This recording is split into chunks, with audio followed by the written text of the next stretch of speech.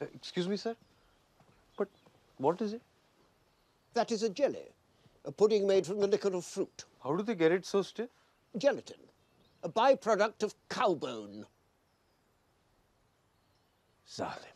All actually started with curries. For an earlier book, I was, researching the history of curries. And I knew that Queen Victoria liked her curries and she had some Indian servants. But it was only on a trip to the Isle of Wight, to Osborne House, which some of you may have seen in the film. So there's this Indian corridor there, and there was a portrait of Abdul Karim in red and gold and cream, and he's holding a book. And it struck me that, he hadn't been painted like a servant. He looked more like a nobleman. And, that sort of aroused my curiosity. And then I went to Windsor Castle, and I asked to see the archives. Her journals, Queen Victoria's journals, and Queen Victoria's Hindustani journals, which are the journals she kept in Urdu. And I was expecting a small exercise book with a few phrases, because I knew she'd learned a bit of Urdu. But the archivist wheeled in a trolley with 13 volumes there. And then I said, well, I'm going to be here a long time. It took 4 years to research the whole thing. And then I found his diaries in Karachi. And then that was his voice. It just completed the whole story for me. So you shot at Osborne House, right? And was this the first time this is the first time it's been seen on screen, right? Because it's open? Yeah, they'd never allowed filming in any part of the house. So that was yeah, I mean, what made it really interesting is that we were actually filming in like the Queen's in Queen Victoria's writing room, right, which was her writing room, and that's where that particular scene could have happened. And it's the same for the whole building. So, the Durbar room's the Durbar room, the Indian corridor's the Indian corridor with all the portraits. So it's changed over the years because things do, but the structure's the same. But what kind of challenges does that present to be shooting in the actual... It was a nightmare. Because they wouldn't let us put up any lights. So, and we couldn't, you couldn't touch any of the... To move anything you had to get permission off 3 people.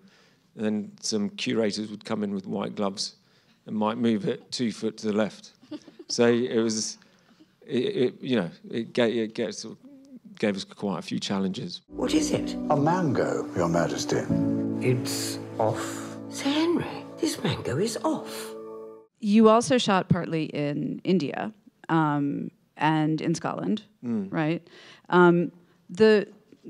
The palette of the film, from when it starts, and Judy's character is quite downtrodden and whatnot, and then she sort of, as the relationship builds, she takes on a little bit more of a jauntiness.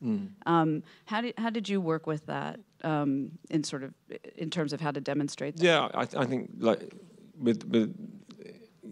a key thing to do is to kind of have a bit of a sort of narrative story that plays out visually. So we kind of definitely.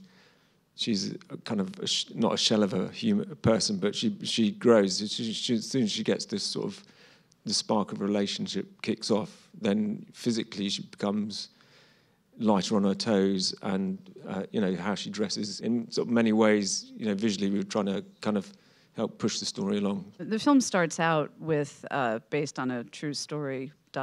mostly. How much of do you see it as a comedy?